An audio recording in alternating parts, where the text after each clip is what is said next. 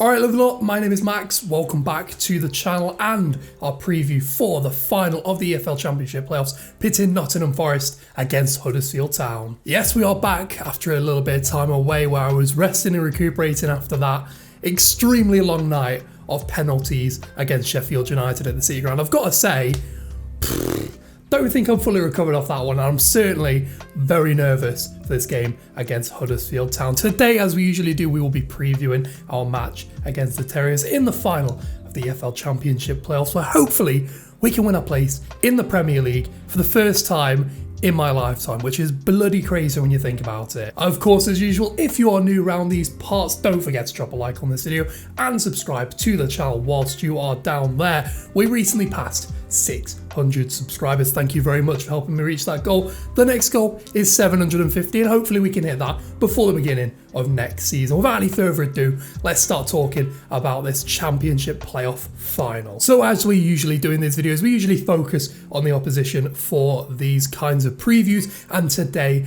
is no different. We're going to start things off talking a bit about Huddersfield Town's season so far, how it ended up for them during the normal course of the season, and detail a little bit about how they made their way to the playoff final with that victory over Luton. And I've got to say, what a season for Huddersfield Town. For the talk about how great Fulham were this season, our fantastic recovery into the playoffs, I've got to say, I do think, in fairness, Huddersfield's season has gone a little bit under the radar. They have been fantastic this season, finishing in third place in the championship, pipping us to that third place position, following a win over Bristol City on the final day of the season, whilst we can only muster a draw against Hull City away from home. And they also finished the season extremely strongly, taking into consideration those two playoff games. They are unbeaten in their last 8 games combined, with only 2 draws in that period, winning 6 over the course of that. And I've got to say, finishing the season that well, you've got to see him as one of the favourites. And they are currently managed by Carlos Cabaron. A little bit of backstory on him: he was a member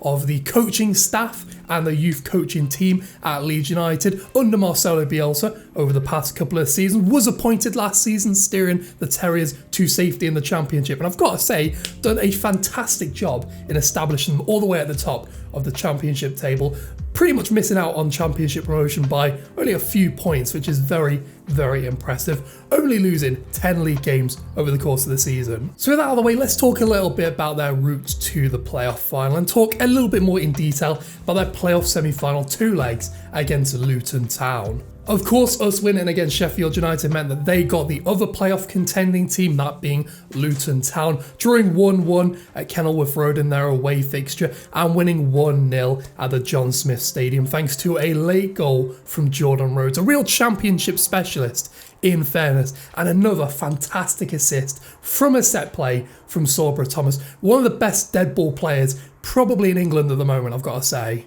Despite prevailing 2-1, obviously, on aggregate over the course of the 2 legs, you could make the argument that Huddersfield weren't the better team over the course of the 2 games. Luton put up 25 shots over the 2 legs. Huddersfield only put up 21. Luton managed about 9 shots on target. Huddersfield only managed 7, with only 5 of them coming from inside the box. That being said, the man of the match over the 2 legs had to be Lee Nichols. Despite all the young talent in this Huddersfield Town team at the moment, he has been the main man for them between the sticks this season. I would argue probably in the top 3, maybe even the best keeper in the Championship this season, and it is a little surprise how important he ended up being for the Terriers over the course of the 2 legs. And we're going to dive into his stats a little bit later on in this video. But yeah, all in all, he was definitely the best player over the course of the 2 legs for Huddersfield, picking up the highest who scored rating during the 2nd leg and the 3rd highest for Huddersfield during the 1st leg. And his influence in that team is so important, and I definitely said this before and I'll say it again: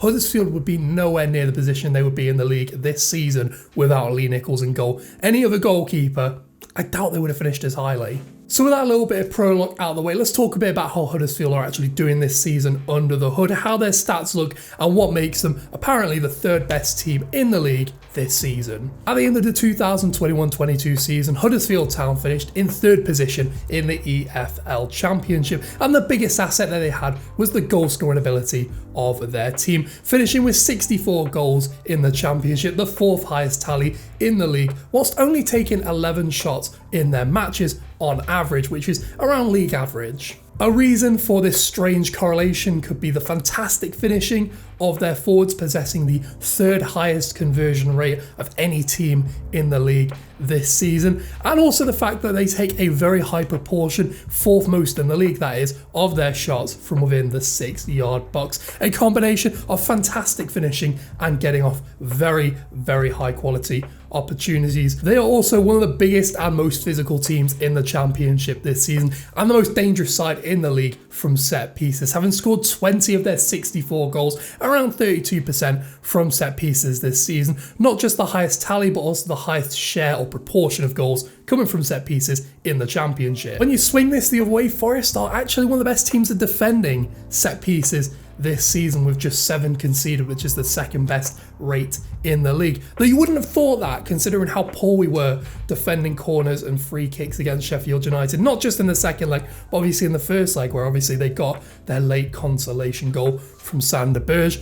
That being said, I do think we will have improved in training in the last couple of weeks leading up to this game, and it will definitely be the biggest talking point, I suppose, in this game. It's definitely going to be their biggest area of attack, and I think it's possibly our biggest weakness. On the other hand, let's talk a little bit about their defensive record, which this season has been pretty good. 7th best in the league with 47 goals against, just over 1 goal per game. And as we mentioned earlier, one of the biggest parts of that is Lee Nichols, their #1 goalkeeper, who I've said before and I'll probably say again, in terms of pure shot stopping, probably the best goalkeeper in the league at that. He has achieved the most saves in the championship this season with 137, which, considering how good Huddersfield Town is very, very impressive. And he has the 3rd highest save percentage in the championship this season of players to have made more than 15 appearances, with 78%. Coincidentally, actually, Brice Samba is the 2nd highest in the league, and Hull City's goalkeeper is 1st, just in case you're curious. This is also well above championship standard. We have discussed over the course of this season that around 69 to 70% is the league average in the championship this season, and that is no different in this situation, with 78% being well and above average, and easily showing him as one of the best shot stoppers in the league this season. Another really great facet of Huddersfield Town's play this season has been their development of young talent, and I'm going to point out 3 players in particular for this section, 3 players who I think everybody's been most impressed with in terms of that young crop of talent up in Huddersfield at the moment. The first is 23-year-old Sorba Thomas, probably the man getting the most plaudits for Huddersfield this season. He's played the 2nd most amount of league minutes in that Huddersfield Town squad this season, getting 3 goals and 12 assists over the course of this season. And up and down that right-hand side has proved to be a huge problem. He's played at right wing back, he's played at right wing, but we all know him for that extremely deadly ability from set plays this season. The second player is 23-year-old Lewis O'Brien, one of the more talented players in that Terriers squad. 6 goal contributions, 3 goals and 3 assists, combined with 3.5 tackles and interceptions per match and 2 dribbles. He is arguably one of the best ball carriers in the championship at the moment. In terms of getting the ball from the defensive third into the final third, he ranks in the 4th percentile of players in the league, the top 4th percentile that being, and he is just so important to that team, getting the ball upfield. They're not a long ball team, despite being quite a transitional team, quite a counter-attacking team, and a big part of that is because of him. His ability to drag the team upfield through carrying the ball is potentially unrivaled in the championship at the moment. The final player is Chelsea loanee and 19-year-old Levi Colwell, another player who's got a huge amount of plaudits, so I'm not going to cover him in too much detail, but suffice to say, he is a very good defensive centre-back, playing on the left-hand side of a back 3, or as a wide centre-back, essentially. He does a lot of defensive work. He's a very aggressive centre-back compared to most in the league, averaging around 3.5 tackles and interceptions and 4.5 clearances per match. And like I say, that suggests he's quite an aggressive defender down that left-hand side, which is their most ball-dominant side. And obviously that's very important. He's a very good build-up player as well, very good on the ball, very comfortable building out from the back, which, considering that is the most dominant side of the Huddersfield attack, that left-hand side, it's unsurprising why he's been so successful for the Terriers on loan from Chelsea, and you can see why he's getting some interest from teams like Everton in the Premier League. So we now move into the final section where we discuss the tactics in a little bit of detail for Huddersfield. I'm going to be a bit more succinct in this one. We're already running quite late into this video, and I don't want to take up too much much more of your time. So let's talk a bit about the tactics for Huddersfield Town. Over the course of this season, they have fluctuated between a back four and a back three. I would suggest that they have done their best work in a back three system. I definitely think it gets the best out of their talent with an orthodox front three in front of a midfield four, and then obviously that back three we mentioned earlier. They're not a very possession heavy team, much like Nottingham Forest. They average around 49% possession in their matches. So I'm expecting this to be a little bit like a basketball game, very much end-to-end stuff from both teams. The biggest asset and definitely the biggest strength in this team is their ability from set pieces. We mentioned it earlier, 20 goals from 64 total this season have come from set pieces, 32%, the highest tally and the highest share of percentage of goals coming from set pieces for a team this season, and that is a hugely important way for them not just to create chances but also to make up ground, winning fouls, and then hopefully sort of playing the ball in the final third and creating chances from there. And with the ability that Sorbra Thomas has from delivering some set pieces, you could really see him causing some problems for us, particularly with how problematic Sheffield United were from set pieces last time out for us. Despite being a relatively low possession system, they're not that aggressive on the counter-attack. They certainly don't look to play the balls into the channels quickly with long passing like Nottingham Forest do. They're a little bit more measured in their passing. They're like short, quick passing in that midfield. And of course, players like Lewis O'Brien, who are fantastic at deep progression of the ball, bringing the ball into the final third from the midfield.